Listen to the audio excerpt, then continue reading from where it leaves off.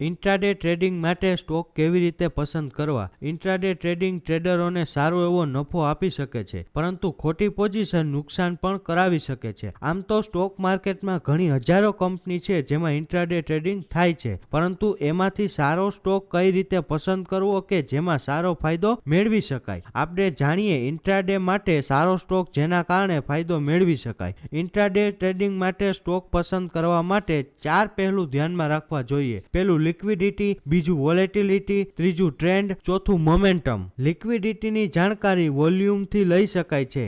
તેના ઉપરથી ખબર પડે છે કે કેટલા ટ્રેડરો માર્કેટમાં માર્કેટ વેલ્યુ ઉપર શેર ખરીદવા અને વેચવા તૈયાર છે, કેમ કે જેટલું વધારે માર્કેટમાં એટલો ફાયદો વધારે. ઉદાહરણ આપીએ તો તમે 1000 રૂપિયામાં શેર ખરીદો અને વેચવા ટાઈમે એમાં લિક્વિડિટી ઓછી હોય તો તમારે નુકસાની કરવી પડે છે. વોલ્યુમની જાણકારી મેળવીને પણ તમે શેર ખરીદી શકો છો અને ટ્રેન્ડ જાણી શકો છો. વોલ્યુમ વધે તો પ્રાઇસ વધે તો ટ્રેન્ડ બુલિશ હોય. વોલ્યુમ ઘટે પ્રાઇસ ઘટે તો ટ્રેન્ડ બેરિશ હોય. વોલ્યુમ ઘટે પ્રાઇસ વધે તો બુલિશ ટ્રેન્ડ પૂરો થવા આવ્યો હોય. વોલ્યુમ ઘટે પ્રાઇસ ઘટે તો બેરિશ ટ્રેન્ડ પૂરો થવા આવ્યો હોય. વોલેટિલિટી કઈ રીતે જોવી અને એનાલિસિસ કરવું? ઇન્ટ્રાડે ટ્રેડિંગમાં લિક્વિડિટી પછી વોલેટિલિટી ઉપર વધારે ધ્યાન રાખવામાં આવે છે. વોલેટિલિટી એટલે અસ્થિરતા. જો કોઈ સ્ટોકમાં અસ્થિરતા હોય તો દિવસમાં ઘણીવાર ઉપર નીચે જશે, એટલે કે સ્ટોક ઉપર નીચે થવાથી સ્થિતિમાં વોલેટિલિટી માપી શકાય છે. માની લ્યો કોઈ શેરનો ભાવ 100 છે અને તે 5 રૂપિયા વધે છે અથવા 5 રૂપિયા ઘટે છે, તો તે 5%ની વોલેટિલિટી છે. માર્કેટમાં વોલેટિલિટીની જાણકારી બોલિંગર બેન્ચ ઇન્ડિકેટરનો ઉપયોગ કરીને લઈ શકાય છે. ટ્રેન્ડ એનાલિસિસ કરીને પણ ઇન્ટ્રાડેમાં ટ્રેડ લઈ શકાય છે, જેમ કે રેન્જ બાઉન્ડ માર્કેટ અથવા કોન્સોલિડેશન માર્કેટ, જેમાં સ્ટોકનો ભાવ નાની એવરેજમાં ઉપર નીચે થાય છે. જો એમાં કોઈ ટ્રેડ કરે તો રૂપિયા ખોવાનો વારો આવે છે. ઇન્ટ્રાડે ટ્રેડિંગમાં ટ્રેન્ડ નક્કી કરવો ખૂબ જરૂરી છે, કારણ કે ટ્રેન્ડ ઉપરથી ખબર